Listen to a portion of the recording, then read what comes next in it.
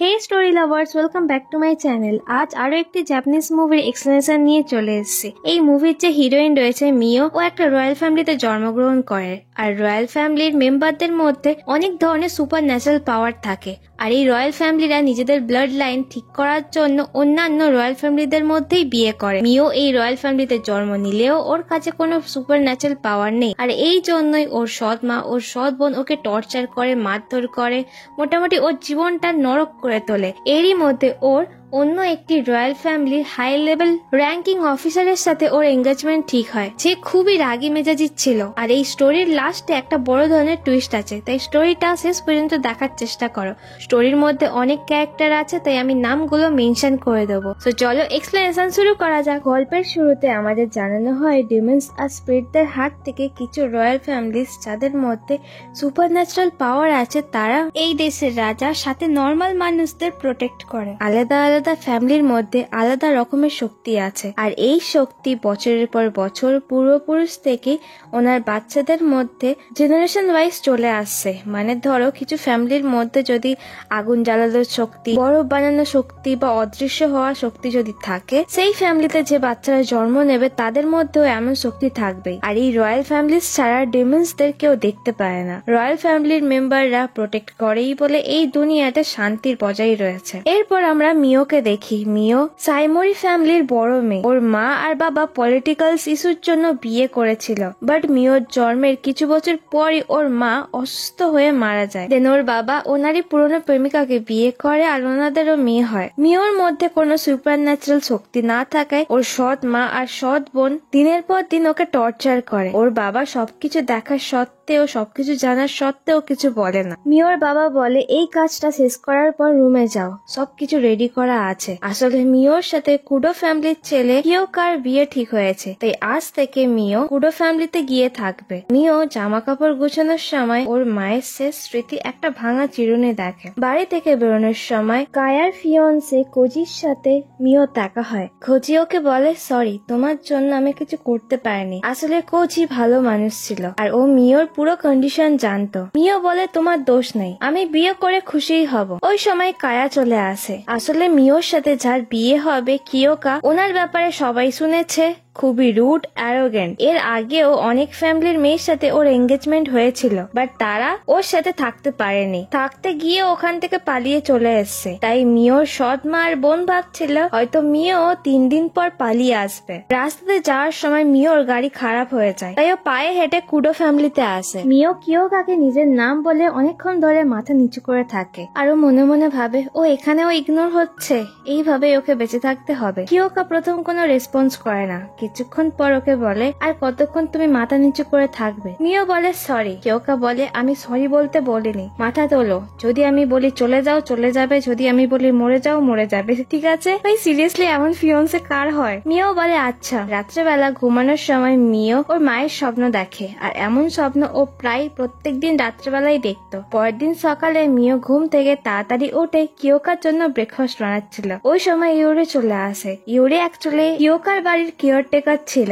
Yuri মিওকে দেখে shocked হয়। মিও ওনাকে দেখেও ওনাকে কন্টিনিউ সরি বলে, ওনার পারমিশন ছাড়া রান্না করছে বলে। আসলে ছোটবেলা থেকেই মিওকে এত টর্চার করা হয়েছে, ও ভুল করুক বা ঠিক, ও সবসময় সরি বলে। ইউরি মিওকে রান্নার পুরো দায়িত্ব দিয়ে অন্য কাজে লেগে পড়ে। অন্যদিকে একটা লোককে দেখায় যে নিজের পাওয়ার ইউজ করে কাগজের পাখিকে সত্যিকারের রিয়েল পাখি বানিয়ে দেয়। আর এই পাখিটা কিয়োকার বাড়িতে এসে ওরা বাড়ির ভেতর কি করছিল না করছিল সবকিছু নজর রাখে। কিয়োকা যখন বুঝতে পারে ও নিজের পাওয়ার ইউজ করে আর এই পাখিটা আবার নর্মাল পেপার হয়ে যায়। ইউরি কিয়োকাকে বলে আজ মিও তোমার জন্য খাবার বানিয়েছে। এটা শুনে কিয়োকা মিওর বানানো খাবার খায় না। ও বলে হতে পারে এতে বিজমেশন রয়েছে, তাই ও উঠে চলে যায়। এতে মিও কষ্ট পায়। এরপর আর্মি হেড অফিসে দেখানো হয় কিয়োকা একজন হাই র্যাঙ্কের অফিসার। ইয়োশি তো কিছু ফাইলস দেওয়ার জন্য ওর অফিসে এসেছিল। তেনো বলে তোমার ফিয়ন্সে কি আবারও পালিয়েছে? যদি না পালায় তাহলে তো ভালো, নতুন রেকর্ড। আচ্ছা তুমি কি ইউরির কাছে বকা খেয়েছো? দেন কিছুক্ষণ আগের ঘটনা দেখানো হয়। ইউরি কিয়োকাকে বকা দিয়ে বলে, মিও সবার থেকে আলাদা, ও তোমার জন্য মন থেকে খাবার বানিয়েছে। আমি বিশ্বাস করি না যে মিওর মতো মেয়ে খাবারে বিষ মেশাতে পারে, আর ফার্স্ট টাইম কারোর আশাতে আমি খুশি হয়েছি। সিন প্রেজেন্টে আসে, কিয়োকা কাগজের পাখিটা ইয়োশিতোকে দেখায়, যেটা ওর বাড়ি থেকে পেয়েছিল। কয়েকটা আর্মি অফিসার যখন পাহারা দিচ্ছিল ওরা একটা ছোট্ট মতো পোকা পায়। এটা অদ্ভুত মনে হয়েছিল বলে ওরা সাথে করে নিয়ে আসে।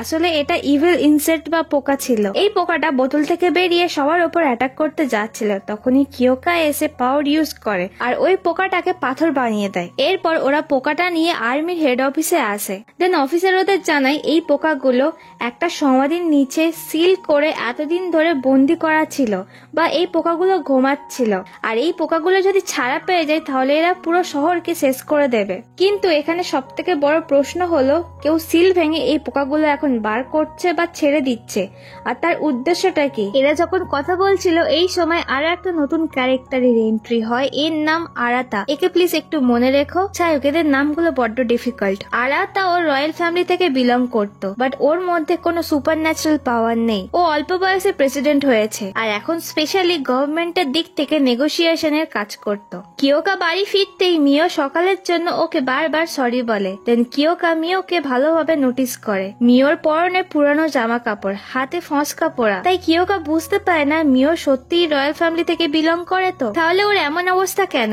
কিয়োকা বলে, আমি ডিনারের আগে স্নান করব। মিও আবারও বলে, সরি তোমার জন্য আমি জল গরম করিনি, ভুলে গেছি। কিয়োকা বলে, করার দরকার নেই। দেন কিয়োকা নিজের পাওয়ার ইউজ করে বাথ টাবের জল গরম করে। এটা দেখে মিও তো অবাক হয়। মিও বলে, এর মানে আগের দিন তুমি জল গরম করেছিলে? সরি তোমাকে থ্যাংক ইউ বলিনি। কিয়োকা বলে, তুমি সবসময় এত সরি বলো কেন?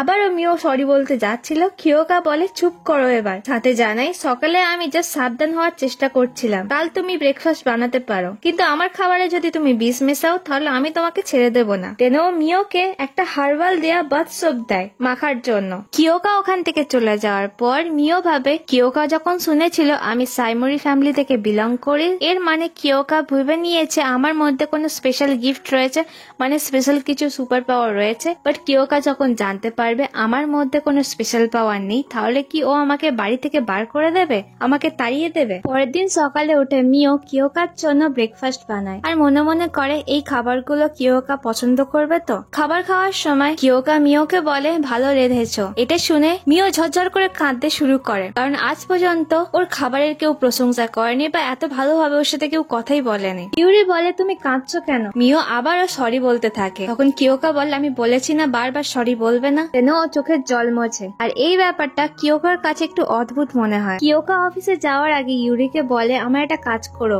আমি ফিরলে আমাকে সবকিছু জানাবে যে মিও সারা দিনে কি করে। এরপর আমরা মিওর বাবা আর কোজির বাবাকে একসাথে কথা বলতে দেখি, যেখানে আমরা জানতে পারি মিওর মায়ের মধ্যে একটা স্পেশাল পাওয়ার ছিল। এই জন্য কোজির বাবা নিজের বড় ছেলের সাথে মিওর বিয়ে দিতে চাইছিল ব্লাড লাইন ঠিক রাখার জন্য। কিন্তু এর মধ্যে কুডো ফ্যামিলি যখন মিওর কথা বলেছিল, মিওর বাবা রাজি হয়ে গেছিল।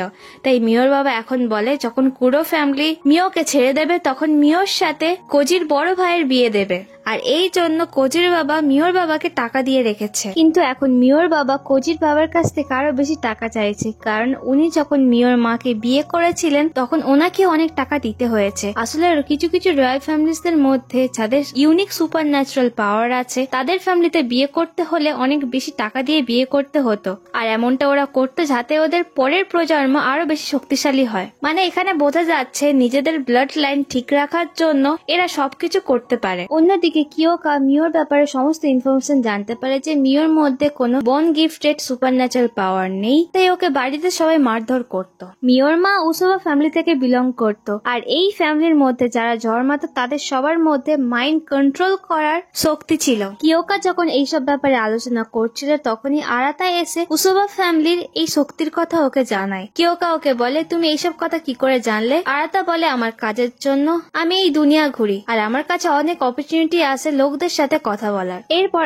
আরাতা এই মাইন্ড কন্ট্রোল শক্তির ব্যাপারে পুরো ডিটেলসে জানায়। মাইন্ড কন্ট্রোল মানে মাথার ভিতর ঢুকে তোমাকে কিছু হ্যালুসিনেশন দেখালো, তোমাকে কিছু ভিশনস দেখিয়ে তোমাকে ম্যানিপুলেট করলো। কিয়োকা বলে, এর আগে তো আমি এমন ধরনের স্ট্রেঞ্জ পাওয়ারের ব্যাপারে শুনিনি। দেন আরাতা ওর ব্যাপারে বলে, আমি আমি তো শুনেছিলাম কিয়োকা মেয়েদের সাথে ভালোভাবে কথা বলে না, কিন্তু তুমি এখন নিজের ফিয়ন্সের ব্যাপারে ইন্টারেস্টেড। বাড়ি ফিরে কিয়োকা ইউরির কাছে মিওর ব্যাপারে জিজ্ঞাসা করে যে মিও সারাদিনে কি করে। ইউরি বলে মিও আমাকে কিছু কিছু কাজে হেল্প করে, নিজের জামা সেলাই করে, আর দেখে মনে হয় না রাত্রেবেলা ও ভালোভাবে ঘুমায়। রাত্রেবেলা ডিনারের পর কিয়োকা মিওকে বলে কাল আমি সিটিতে ঘুরতে যাচ্ছি, তুমি কি আমার সাথে যাবে? তুমি এখানে আসার পর থেকে কোথাও যাওনি। মিও বলে বাট আমি তো যেতে পারবো না, বাইরে গিয়ে আমার কোনো কাজ নেই, আর আমি যদি ভয় পাই তোমাকে আমি জ্বালাতন করবো। দেন কিয়োকা বলে যদি এমনটাই হয় তাহলে এমনটা হোক, কিন্তু তুমি যদি না যেতে চাও তাহলে ঠিক আছে। দেন মিও বলে না না আমি তেমনটা বোঝাতে চাইনি। দেন কিয়োকা বলে তাহলে ফাইনাল তুমি আমার সাথে কাল ঘুরতে যাচ্ছ।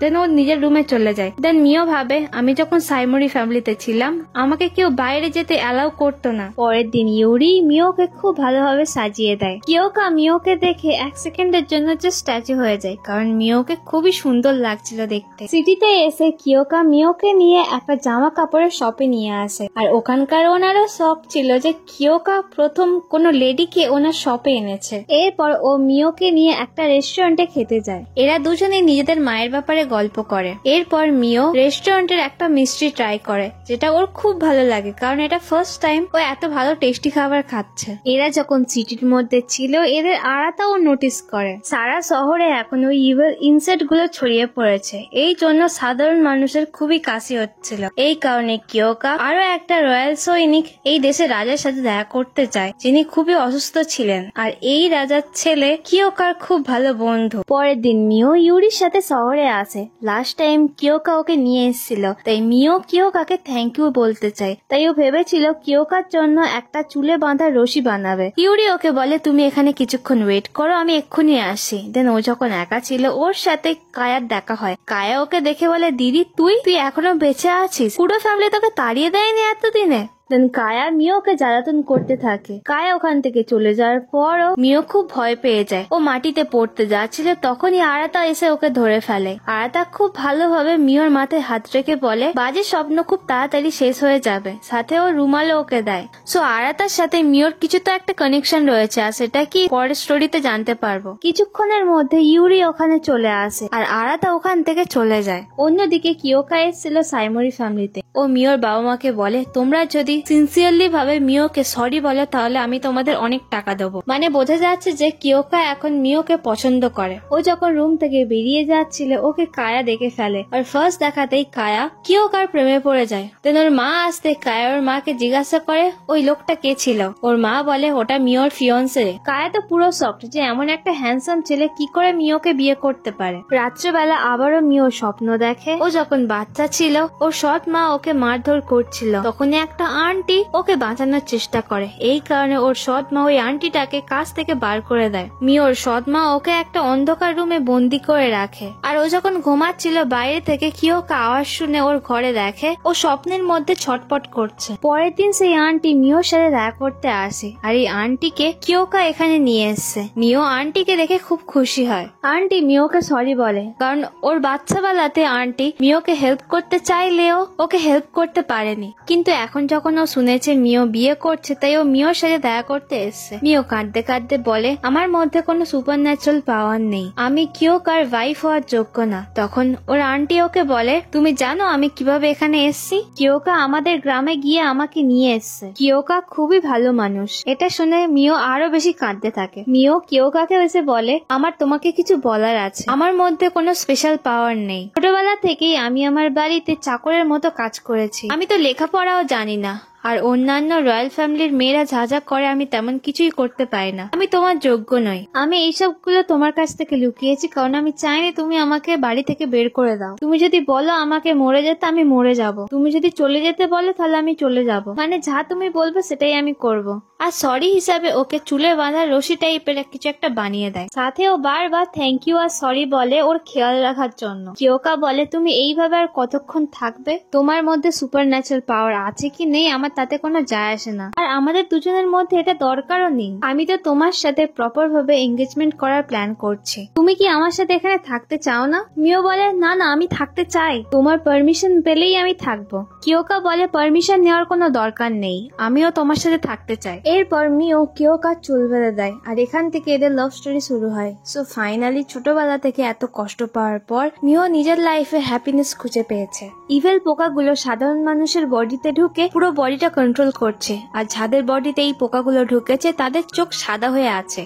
কয়েকটা অফিসার কিয়োকাকে বলে এই পোকাগুলো মারার কোনো উপায় নেই, যদি পোকাগুলো মারা হয় তাহলে এই পোকাগুলো যাদের বডিতে রয়েছে তারাও মারা যাবে। আর এইসব কেসের ইনভেস্টিগেট করার জন্য কিয়োকা কয়েকদিন ধরে বাড়ি ফিরতেই পারেনি, আর ও বাড়ি ফেরেনি বলে মিও চিন্তা করছিল যে কিয়োকা টাইম মতো খাচ্ছে, তো এই কারণে ও কিয়োকার জন্য খাবার নিয়ে আসে। মিওর আসাতে কিয়োকা খুবই খুশি হয়। এরই পর থেকে কিয়োকা মিওর সমস্ত জিনিসের খেয়াল রাখে, সেই জামা কাপড়ের সব থেকে মিওর জন্য অনেক ধরনের জামা আনে, ব্যাগ আনে, ইভেন কি মিওর মায়ের যেমন একটা কাঠের চিরুনি ছিল তেমনই সেম একটা কাঠের চিরুনি বানিয়ে ওকে গিফট করে। ইউরি মিওকে বলে, কোনো ছেলে কোনো মেয়েকে চিরুনি গিফট করা মানে ও তোমাকে প্রপোজ করছে, এর মানে কিয়োকা তোমাকে ভালোবাসে। এটা শুনে মিও মনে মনে স্মাইল করে। মিওকে ওর সৎ মার সৎ বোন কিডন্যাপ করে একটা ডার্ক রুমে নিয়ে এসে ওকে খুব মারধর করে। অন্যদিকে কোজি যখন এটা জানতে পারে ও দৌড়ে দৌড়ে কিয়োকাকে এসে সবটা জানায়। কায়া মিওকে বলে, আমার জন্য একটা কাজ করো, তুমি তোমার এঙ্গেজমেন্ট কিয়োকার সাথে ভেঙে দাও, কারণ আমি কিয়োকাকে বিয়ে করব। কারণ কায়া ফার্স্ট দেখাতে কিয়োকাকে পছন্দ করে ফেলেছিল।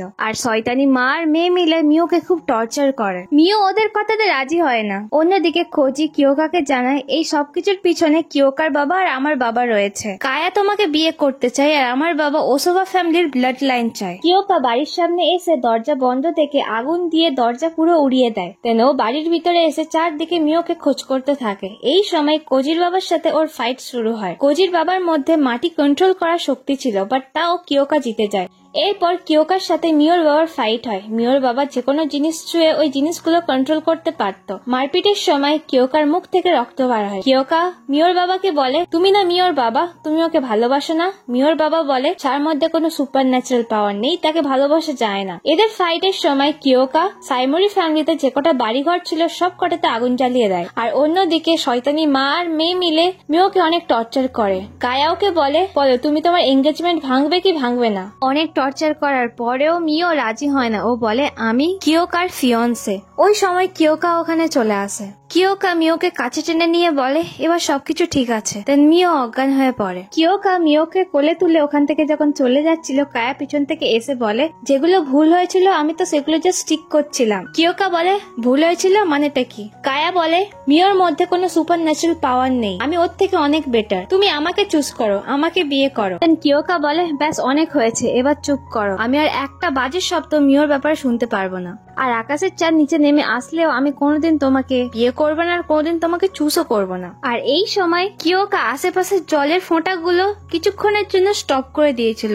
মানে এখানে বোঝা যাচ্ছে কিয়োকার মধ্যে শুধু আগুন জ্বালানোর শক্তি নেই, সাথে আরো অনেক ধরনের শক্তি আছে। এই ঘটনার 5 দিন পর আরাতা কিয়োকার বাড়িতে আসে। ওকে এখানে ইউরি ইনভাইট করেছিল, কারণ লাস্ট টাইম আরাতা মিওকে হেল্প করেছিল রুমাল দিয়ে। আরাতা মিওকে বলে, আমি জানতাম না যে তুমি কিয়োকার ফিয়ন্সে। দেন মিও বলে, আমিও জানতাম না যে তুমি কিয়োকার কলিগ। এরা যখন কথা বলছিল সাইড দিয়ে কিয়োকা পাস হয়। কিয়োকা মিওকে দেখে স্মাইল করে আর মিও কিয়োকা দেখে স্মাইল করে। সো এখানে বোঝা যাচ্ছে যে এরা দুজন পুরোপুরি ভাবে একে অপরকে ভালোবেসে ফেলেছে। এটা আরাতাও ভালোভাবে বুঝতে পারে।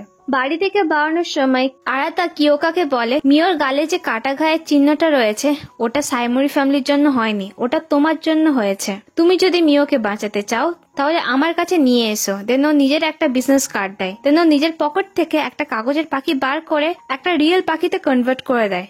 এরপর ও সঙ্গে সঙ্গে টেলিপোর্ট হয়ে যায়। মানে গল্পের শুরুতে যে আমাদের বলা হয়েছিল আরাতার মধ্যে কোনো সুপার ন্যাচারাল পাওয়ার নেই, অ্যাকচুয়ালি ওর মধ্যে সুপার ন্যাচারাল পাওয়ার রয়েছে। আর ও ওসাবা ফ্যামিলি থেকেই বিলং করে। এই জন্য ও মিওর নাইট মেয়ার্স এর কথা জানতো। দিন দিন মিওর কন্ডিশন আরো খারাপ হতে থাকে। প্রত্যেকদিন রাতে মিও বাজে বাজে স্বপ্ন দেখে। তাই কিয়োকা ঠিক করে ও মিওকে নিয়ে আরাতার কাছে যাবে। নেক্সট রাতে ও মিওকে নিয়ে ওসাবা ফ্যামিলিতে আসে। মিওর সাথে ওর গ্র্যান্ডফাদারের দেখা হয়। এখানে আমরা জানতে পারি আরাতার অ্যাকচুয়াল নাম হলো ওসাবা আরাতা, আর ও মিওর কাজিন। যেমনটা বলা হয়েছিল ওসোবা ফ্যামিলির মধ্যেও একটা ইউনিক শক্তি আছে, মানে মাইন্ড কন্ট্রোল করার শক্তি। আরাতা বলে যদি কারোর মধ্যে ওসোবা ফ্যামিলি মেম্বারদের ব্লাড থাকে তার মধ্যেও কিছু পাওয়ারফুল শক্তি থাকবেই থাকবে, মানে মিওর মধ্যেও কিছু ইউনিক শক্তি রয়েছে, কিন্তু ও নিজে সেটা জানে না। দেন আরাতা কিয়োকাকে জানায় মিও যদি না ওসোবা ফ্যামিলিতে থাকে, মানে এই বাড়িতে যদি না থাকে, তাহলে প্রত্যেকদিন রাত্রেবেলা ও বাজে স্বপ্ন দেখবে, আর নিজের পাওয়ার কন্ট্রোল না করতে পারলে ওর নিজের শক্তি ওকে শেষ করে দেবে, আর এই ম্যাটারে কিয়োকাও কিছু করতে পারবে না। তো সবকিছু জানার পর কিয়োকা নিজের বুকে পাথর রেখে মিওকে বলে আজকের পর থেকে তুমি এখানেই থাকবে। মিও প্রথমে রাজি হচ্ছিল না, দেন কিয়োকা বলে আমি তোমাকে বলেছি না আমি যেটা বলবো সেটাই তুমি করবে, আমার কথা তুমি অমান্য করতে পারবে না। তাই চোখ ভর্তি জল নিয়ে মিও রাজি হয়ে যায়। আরাতা মিওকে বলে আমাদের বিয়ে করা দরকার, কারণ ওসব ফ্যামিলির রুলস আছে, ওরা নিজেদের পাওয়ার অন্য কারোর সাথে শেয়ার করে না। দেন মিও জিজ্ঞাসা করে তাহলে আমার মা সাইমরি ফ্যামিলিতে বিয়ে কেন করেছিল? আরাতা জানায় ওই সময় ওসব ফ্যামিলি ফাইন্যান্সিয়াল ক্রাইসিসের মধ্যে যাচ্ছিল, আর তোমার মা সাইমরি ফ্যামিলিতে বিয়ে করায় সাইমরি ফ্যামিলি আমাদের ফাইন্যান্সিয়াল দিক থেকে অনেক সাপোর্ট করেছিল। তো এখানে বোঝা যাচ্ছে এরা বিয়ে করে নয়তো পলিটিক্যাল ইস্যুর জন্য নয়তো ফাইন্যান্সিয়াল ইস্যুর জন্য। এরা যখন কথা বলছিল গ্র্যান্ডফাদার আরাতাকে ডেকে পাঠায়। গ্র্যান্ডফাদারের আরাতার কথাতে আমরা জানতে পারি ইভেল পোকাগুলো এখন মানুষের মাথার মধ্যে ঢুকে মাইন্ড কন্ট্রোল করছে, আর আর্মি হেডকোয়ার্টার্সে সব ইভেল পোকাগুলো আক্রমণ করেছে। এটা শুনে সঙ্গে সঙ্গে মিও কিয়োকার কাছে যেতে চাইছিল, আরাতা ওকে আটকায়। দেন প্রথমবার মিও নিজের পাওয়ার ইউজ করে, আর আরাতার চোখ দিয়ে রক্ত ভার হয়, মানে বোঝাই যাচ্ছে মিওর মধ্যে অনেক বেশি শক্তি রয়েছে। গ্র্যান্ডফাদার মিওকে বলে তুমি একজন ড্রিম ভিভার, মানে তুমি যে কোনো মানুষের স্বপ্নে প্রবেশ করতে পারো, স্পিরিচুয়াল ওয়ার্ল্ডে যেতে পারো। তোমার মা এই শক্তির ব্যাপারে জানতো, এই কারণে তোমার মা তোমার শক্তি জন্মের পরই সিল করে দিয়েছিল, কিন্তু সঠিক টাইম এলে তুমি তোমার শক্তি আবার ইউজ করতে পারবে। আর গ্র্যান্ডফাদারের কথাতে আমরা এটা জানতে পারি ওই যে ইভেল ইনসেক্ট গুলো যেগুলো ফ্রি হয়ে গেছিল এর পিছনে এই দেশের রাজাই রয়েছে, কারণ রাজার ফ্যামিলির মধ্যে কোনো সুপার ন্যাচারাল পাওয়ার নেই, আর রাজার ফ্যামিলিকে এই রয়্যাল ফ্যামিলিরাই প্রোটেক্ট করত। রাজা নিজের সন্তানকে প্রোটেক্ট করার জন্য একেবারেই সব রয়্যাল ফ্যামিলিকে শেষ করতে চাইছিল, কারণ হয়তো রাজা ভেবেছিল আমার ফ্যামিলি মেম্বারদের মধ্যে বা আমার ফ্যামিলির মধ্যে সুপার ন্যাচারাল পাওয়ার নেই, আর রয়্যাল ফ্যামিলি মেম্বারদের মধ্যে সুপার ন্যাচারাল পাওয়ার রয়েছে। ওরা যদি একদিন আমাদের এগেনস্টে আসে, মানে আমাদের বিরুদ্ধে যদি আসে, এই কারণে রাজা একেবারেই সব রয়্যাল ফ্যামিলিদের শেষ করতে চাইছে। সেই ভেবে রাজা ওরই একটা বিশ্বস্ত লোককে দিয়ে এই ইভেল পোকাগুলো ফ্রি করিয়েছিল। এরপর আমরা দেখি ওই লোকটার হাতে একটা অদ্ভুত টাইপের চিহ্ন ছিল। ওই লোকটা আবার রাজাকে ইনজেকশনে বিষ মিশিয়ে মেরে ফেলে। রাজার ছেলে যখন এটা বুঝতে পারে তখন ওই লোকটা ওখান থেকে টেলিপোর্ট হয়ে যায়। ওই লোকটা কে বা নাম কি এখানে কিছু জানা যায়নি, হয়তো আমরা স্টোরিতে পরে জানতে পারবো। আর রাজার কথা মতোই ওসোবা ফ্যামিলি এখন মিওকে ওদের কাছে নিয়ে এসছে, কারণ মিও যদি কিয়োকার কাছে থাকে ও ইভেল পোকাগুলো কন্ট্রোল করতে পারবে। সবকিছু জানার পর মিও কিয়োকার কাছে যেতে চাইছিল, আর তা ওকে বলে তুমি আমার বংশের ড্রিম ভিভার, আর আমার দায়িত্ব তোমাকে প্রোটেক্ট করা, তাই আমি তোমাকে যেতে দেব না। আমি আমার জীবন দিয়ে তোমাকে প্রোটেক্ট করব, এটা আমার ডিউটি, আমি তোমাকে কোথাও যেতে দেব না। মিও ওর কোনো কথা শোনে না, আর তা ওকে বারবার বলে তুমি তোমার পাওয়ার এখনো ঠিক মতো ইউজ করতে পারো না, তুমি ওখানে গেলে মারা যাবে। মিও বলে আমি যদি না কেউকে কোনো হেল্প করতে পারি তার থেকে বেটার আমি মরা পছন্দ করব। এটা শোনার পর আরাতা আর গ্র্যান্ডফাদার ওকে আর আটকায় না। অন্যদিকে আর্মি হেডকোয়ার্টার্সে দেখায় অর্ধেকের বেশি সৈন্যর মধ্যে ওই ইভেল ইনসেক্ট গুলো প্রবেশ করেছে, আর ওরা মাইন্ডের সাথে পুরো বডি কন্ট্রোল করছে, মানে ওরা আশেপাশের মানুষের উপর অ্যাটাক করছে, মেরে ফেলার চেষ্টা করছে। কিয়োকা ওদের সাথে ফাইট করার চেষ্টা করে। ফাইটের সময় এটা বোঝা যায় ওই ইভেল ইনসেক্ট গুলো অন্য কারোর বডিতে মুখ দিয়ে প্রবেশ করতে পারে, তাই কিয়োকা সবাইকে ওয়ার্নিং করে ফাইটের সময় ওই মানুষদের মুখ থেকে দূরে থাকবে। একদিকে এ যেমন ফাইট করছিল, অন্যদিকে মিও দৌড়ে দৌড়ে আর্মি হেডকোয়ার্টার্সে আসে। ও দেখে আশেপাশে সবাই লড়ছে, দেন ও স্পিরিচুয়াল ওয়ার্ল্ডে প্রবেশ করে, এখানে নিজের পাওয়ার ইউজ করে। মিওর সাথেও আরাতা এই স্পিরিচুয়াল ওয়ার্ল্ডে প্রবেশ করে। মিওর মা ওর পাওয়ারের যে সিল লাগিয়েছিল ওটা খুলে যায়।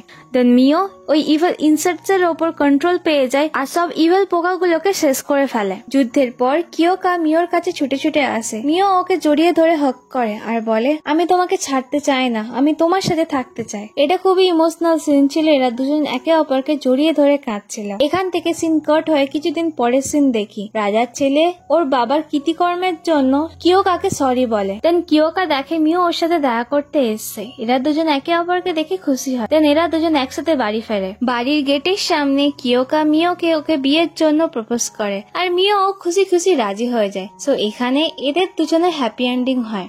এই মুভির পোস্ট ক্রেডিট সিনে আমরা সেই লোকটাকে দেখি যে ইভিল ইনসেক্ট গুলো ফ্রি করেছিল।